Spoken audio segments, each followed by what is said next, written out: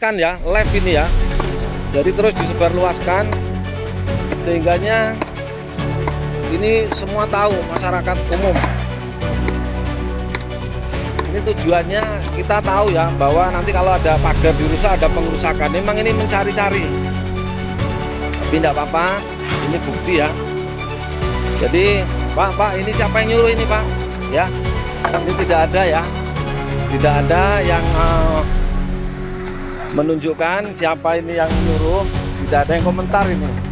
Tapi ini banyak betul ini banyak betul ya.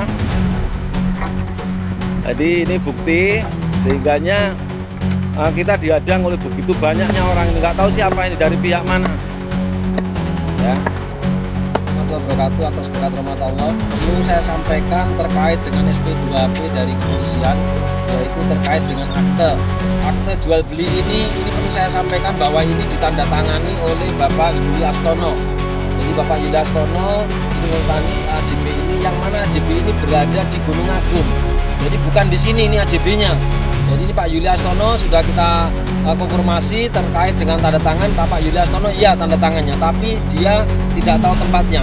Jadi sesuai dengan sertifikat kita berada di Bandar Sakti 2 hektar, sementara AJB ini berada di Gunung Agung dengan luas 4,3 hektar. Jadi ini AJB-nya nggak benar kalau adanya di sini. Ya, mungkin itu yang perlu saya sampaikan. Mudah-mudahan ini menjadi bisa barang bukti atau alat bukti. Terima kasih atas perhatiannya. Wassalamualaikum warahmatullahi wabarakatuh. Menteri ATR BPN Nusron Wahid ingin mafia tanah dimiskinkan. Adanya proses pemiskinan terhadap mafia tanah. Kami tidak hanya puas kalau mafia tanah itu dikenakan delik pidana umum, kalau itu pidana murni. Kalau melibatkan aparat negara, penyelenggara negara, pasti adalah deliknya adalah tipikor, ya kan, tidak pidana korupsi. Tapi kalau bisa diimbangi dengan delik tindak pidana pencucian uang supaya ada efek jelas.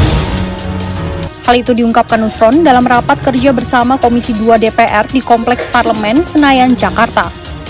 Nusron mengungkap ada 3 unsur yang terlibat dalam mafia tanah. Yang pertama, melibatkan oknum-oknum orang dalam. Yang kedua adalah pemborong tanah. Yang ketiga adalah pihak pendukung.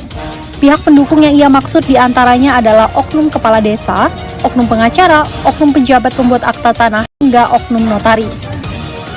Nusron Wahid menegaskan pihaknya tidak akan menolerir para mafia tanah.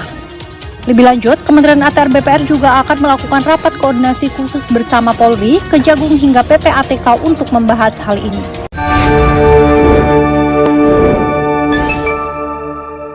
Kami tadi berdua sudah sepakat untuk mafia tanah kita zero toleransi, akan kita gas terus, dan yang sudah terbukti salah akan kita kenakan pasal berlapis, tidak hanya tindak pidana umum, tapi kita akan kejar sampai TPPU-nya, sampai penggunaan duitnya, tempat menyimpan duitnya, supaya dikembalikan kepada negara kalau itu tanah negara, kalau itu tanah rakyat supaya dikembalikan kepada rakyat.